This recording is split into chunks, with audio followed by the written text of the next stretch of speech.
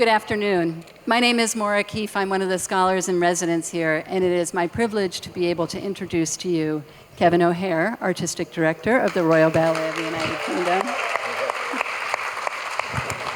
And then two dancers who you saw perform beautifully this afternoon, Mayara, Magri, and Matthew Ball.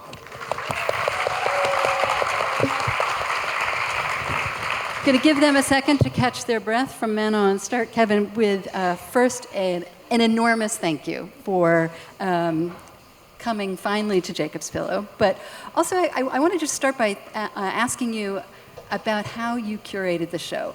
You've got a vast repertoire of works that you could have chosen to show us, and you've shown us a lot of diversity. Could you just say something about what you brought and what you left behind? Certainly. It's always a conundrum to think about what I'm going to bring when we do this sort of program, and especially with the history of Jacob's Pillow. You know, I've heard of Jacob's Pillow since I was a little boy, you know, reading the books and hearing about the history about the place.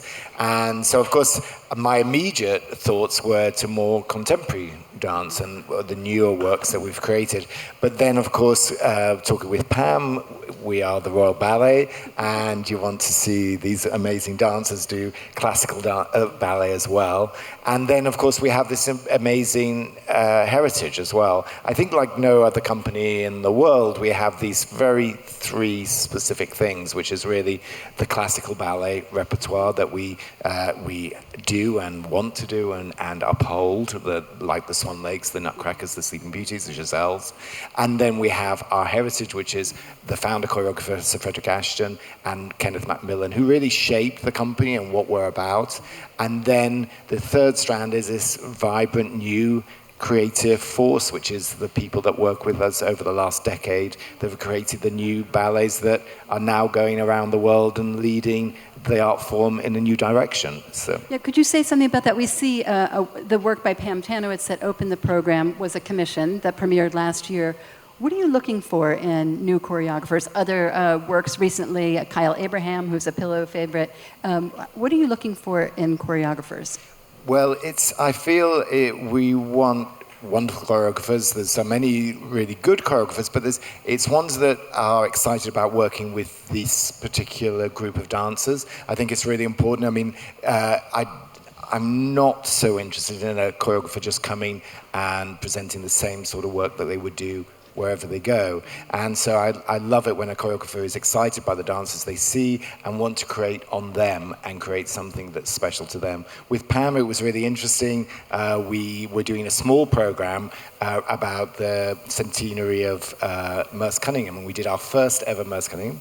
You were in it, at work, a 7-minute work, and I wanted to link that with Ashton's monotones because that was inspired by Merce Cunningham. Ashton had gone to see a performance and then created monotones, and so I thought I wanted something new and just reading about Pam's history and what she had done in the past and where she came from, what she'd been taught, I felt she was maybe the right person for the job. And she came in and created a beautiful work. And so this is now she's about to do a creation for the main stage in October.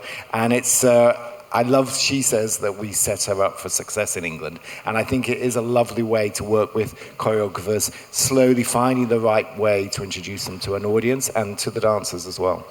I want to bring the dancers into the conversation. You saw this afternoon the duet Manon. They also performed together on other programs. They performed the Carousel duet. And I want to just start by asking you, well, first, thank you for your gorgeous dancing. Let's start there.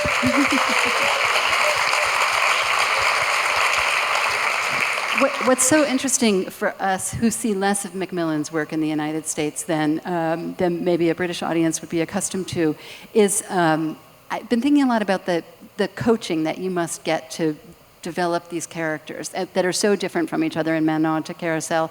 Could you talk a little bit about the oral history of sort of like what you're hearing in the room? Well, Mr. Macmillan said this or things like that help you deepen into the performances? I think it's quite interesting with Macmillan's work because a lot of the people that he really enjoyed creating on, like dancers like Lynn Seymour or Christopher Gable were fantastic dance actors, and people really valued their naturalism on stage.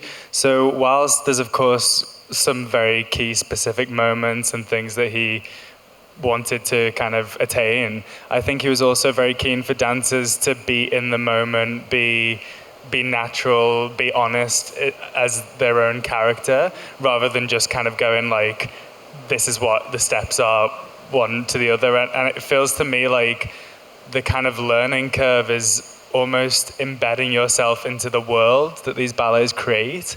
And then once you're fully invested in that, then you have a sort of freedom to then layer your own role and interpretation upon that.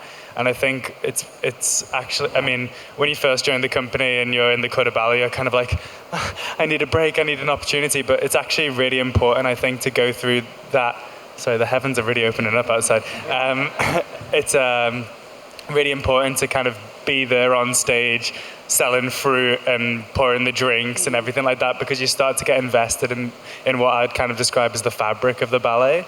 And I think that's something that's very rich in the way that the Royal Ballet brings all sorts of our works to life, but especially the Macmillan ballets, because it really takes the entire company to come together to create these living, tableau in the town square and everything like that. And I think that's something quite unique, and it carries over into our classical work as well. But that's something that sticks out to me in the Macmillan repertoire.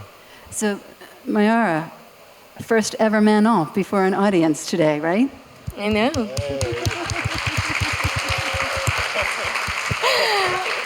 Yeah, it is exactly what Matthew just said. I've been with the company for 12 years, and I've been watching every single Macmillan ballet that we do, all the big works. Manon's one of them. I've been part of The Courtesan's Mistress. I've been, there listening to all that we, have to bring on for the ballet, for the choreography, the investment in how to act and how to, feel in a certain way and dance the movement. And yeah, I feel like even though it was my first run a few minutes ago, it felt so natural in a way, because I felt comfortable, because I feel part of it so much from having danced and watched so many different casts throughout the years. Yeah. I just had a quick thought as well. Apparently, I wasn't there, but Macmillan always used to start his ballets by creating the pas de deux. And it's always a very interesting way in to start with the pas de deux, because he kind of, I think, considered them the hearts of the ballet.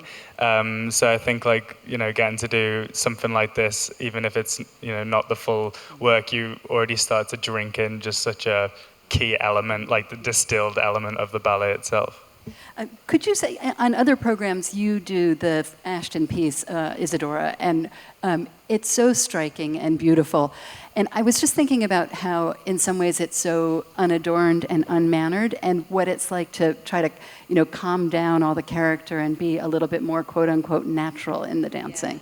Yeah. It's really amazing to play that, because I think as dancers, we always think like moving is our first step, is literally our first, intention. But with Isadora, it's all about the intention. It's the thought comes ahead of how you're going to move. And that's really nice. It's a very nice exchange. And actually in London, I was playing Isadora as well as dancing one of the most classical repertoires, which is Rhapsody, Frederick Ashton as well. They're polar opposites. One is all about being with the music and tight with your technique, and then at the same time playing Isadora in another night where I have to just almost like not even take ballet class and try to not point my feet and like, oh no, don't shape it, just go with what you're thinking, all that. And it's really interesting and very enriching to have that all that time on stage as well, to see how you're going to react to the music. And also it's almost like it feels like holding time in your hands, because you in between each waltz, so you have a change of mood, and that is, to let that happen to you on stage is really, really beautiful. It's an amazing experience. I hope you enjoy it. Kevin, I want to ask you about the newest piece on the program, Figures in a Landscape. I'm delighted to have the back doors still open for us. And you got kind of a sure thing with Sir Wayne McGregor, but I'm wondering what kinds of conversations you had ahead of time. Like, was he like, I'm definitely using John Cage music, and you're thinking, that's a closer. Tell us a little bit about the conversation. Yeah, as soon as I came here last year and we decided that we were going to be able to make it work, I really felt that I wanted something substantial from Wayne, a piece, because I think he's such an important part of our history and who we are today.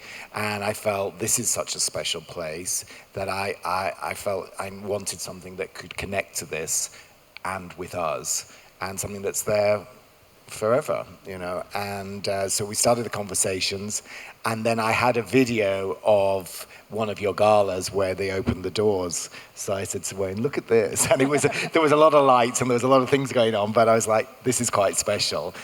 What do you think about this? And so that's where the idea of the doors opening. And he was very interested. He read up about, you know, obviously the men dancing and Ted Sean's original company of men and how that worked, and was looking at ideas around that, but then came to the conclusion felt that it was about the land and the landscape and where this amazing place lives. And that's where it came. The John Cage music came very late.